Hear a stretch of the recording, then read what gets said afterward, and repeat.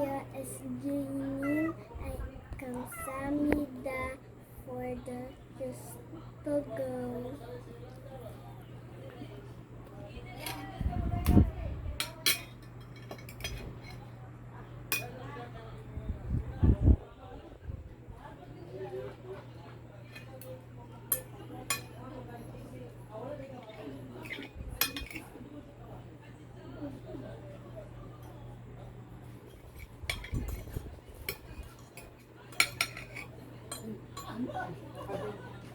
Yan.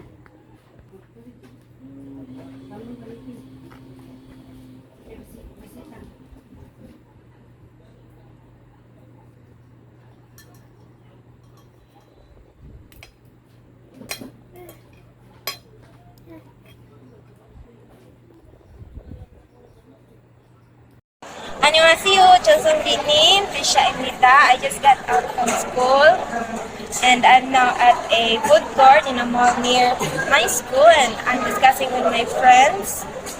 안녕하세요. Michael Anida. I'm Trisha Fern.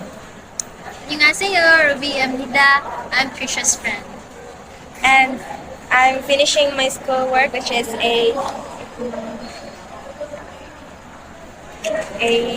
flow for our podcast project, and later I will be going home.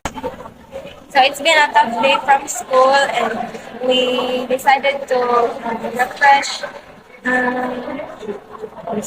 a bit here in the food court, and also to finish our pending tasks at school. Lately we've been so busy because our our semester are going to end, and despite those hardships, they don't matter to me because I know there are people who always support me in my ups and downs, and you are one of them. Children you need, I always will continue support and believe in me. Always been continuing my passion, my studies, my dedication.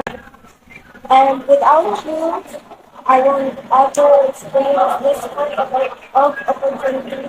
That's why I'm always being grateful that God gave me someone like you who always, who won't stop supporting and believing in me. I always pray for your good health. And I know you're always doing great there. I promise that I will never disappoint you and I will continue in pursuing, reaching my goals and my dreams, and I won't ever waste all your supports, all your hard and all the hard works that you have given to me. And I think that would be all for them for an update about me at school. And I'm looking forward giving more updates soon.